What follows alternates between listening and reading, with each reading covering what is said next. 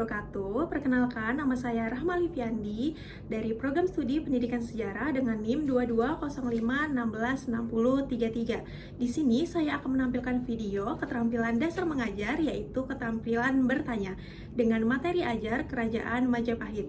Selamat menyaksikan. Assalamualaikum semuanya.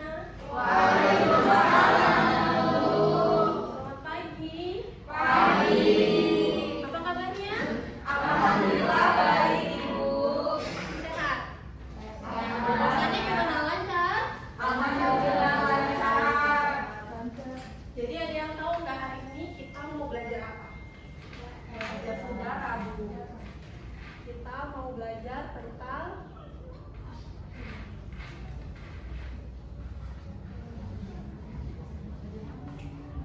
Majapahit.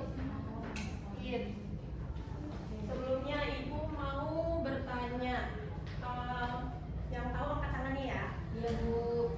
Siapa pendiri dari Kerajaan Majapahit? Ada yang tahu? Ya, Intan. Raden Wijaya, Bu. Ya, benar ya Intan. Jadi kata Intan tadi, Raden Wijaya itu adalah pendiri dari Kerajaan Majapahit. Raden Wijaya ini adalah pendiri sekaligus raja pertama dari Kerajaan Majapahit. Selanjutnya selain Raden Wijaya, ada yang tahu nggak tokoh lain di Kerajaan Majapahit selain Raden Wijaya? Yang tahu angkat tangan. Bu. Gajah Mada, Bu. Oke, kenapa Gajah Mada? Karena yang saya tahu Gajah Mada adalah pemimpin ekspansi atau perluasan wilayah dan juga pencipta Sumpah Palapa, Bu. Iya benar ya Ana. Tepuk tangan dong untuk Ana. Jadi katanya Ana tadi kalau Gajah Mada ini adalah pemimpin ekspansi dan juga pencipta dari Sumpah Palapa ya. Ada yang tahu nggak Gajah Mada ini berhasil ekspansi ke beberapa wilayah aja? Ada yang tahu? Nggak ada. Oke, jadi Gajah Mada ini berhasil mengekspansi 5 wilayah yang kita sekarang sebut itu sebagai negara. Yang pertama itu Indonesia, yang kedua itu Malaysia, yang ketiga itu Singapura, dan yang keempat itu Brunei, dan yang kelima itu Filipina. Dan jadi Gajah Mada ini juga pencipta dari Sumpah Palapa itu sendiri. Oke, selanjutnya ada yang tahu nggak siapa nama raja dari Kerajaan Majapahit waktu Gajah Mada ini berhasil mengekspansi wilayah-wilayah itu tadi? Saya, Bu. Oke, Farah. Seingat saya pada masa pemerintahannya Hayam Wuruk, Bu. Oke, benar. Jadi Hayam Wuruk ini merupakan raja yang berhasil berada di titik atau berhasil membawa Kerajaan Majapahit itu berada di titik kejayaannya. Farah tahu nggak kenapa pada waktu masa kerajaan Hayam Wuruk itu bisa membawa Kerajaan Majapahit itu berada di tingkat kejayaannya? Kalau setahu saya, Bu, karena wilayahnya itu sudah mencapai kekuasaan yang maksimal, Bu. Oke, benar ya Farah. Tepuk tangan dong Farah. Oke, yang lain deh. Ibu mau tanya sama Cici. Cici tahu nggak siapa nama pemimpin dari Kerajaan Majapahit sebelum Raja Hayam Wuruk? Tahu, Ibu. Ibu Ana Tunggadewi. Iya, benar ya Cici. Tapi Cici tahu nggak Ibu Ana Tunggadewi itu siapa?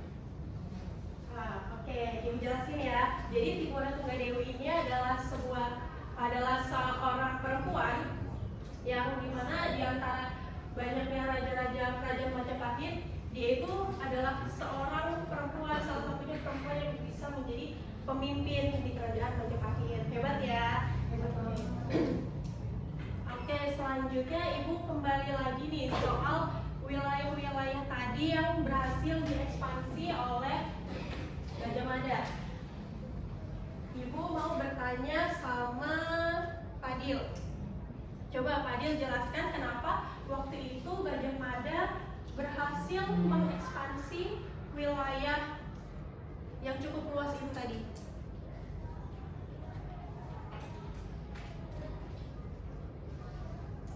Coba ke Nope.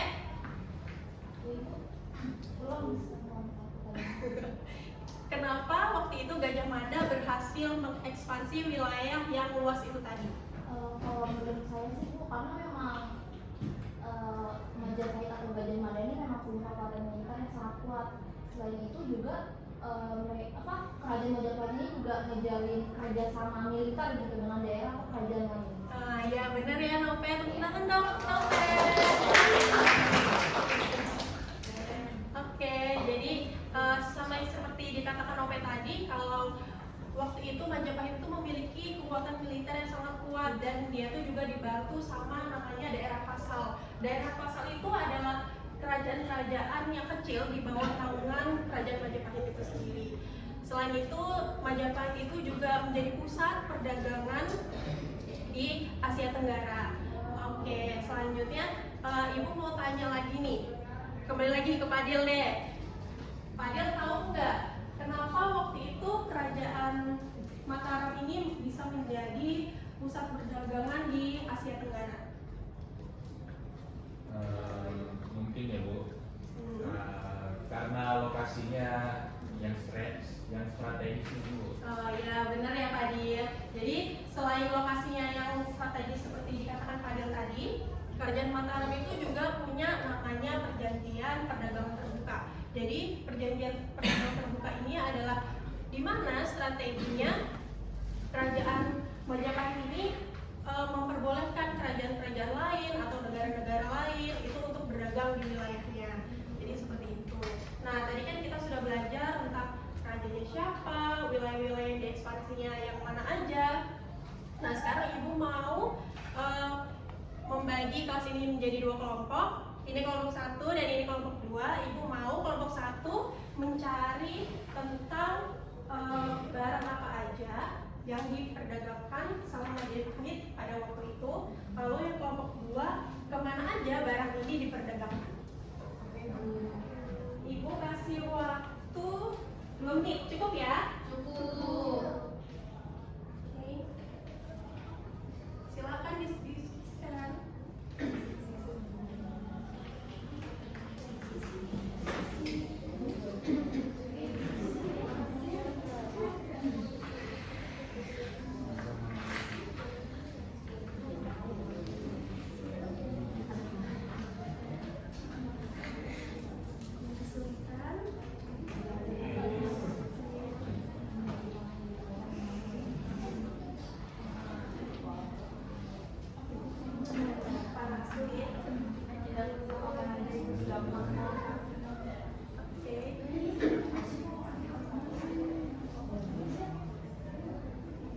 Oke, karena waktunya sudah habis, Ibu mau perwakilan dari masing-masing kelompok untuk membacakan hasil diskusinya ya. Kita mulai dari kelompok 1 dulu. Kenapa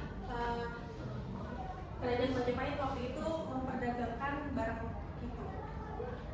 Oke, jadi untuk komoditas yang diperdagangkan itu meliputi ada rempah-rempah, terus ada kayu, terus ada bahan-bahan tekstil dan hasil bumi lainnya. Oke, terima kasih ya Farah. Tepuk tangan dong untuk kelompok 1. Oke, kelompok 2. Silakan.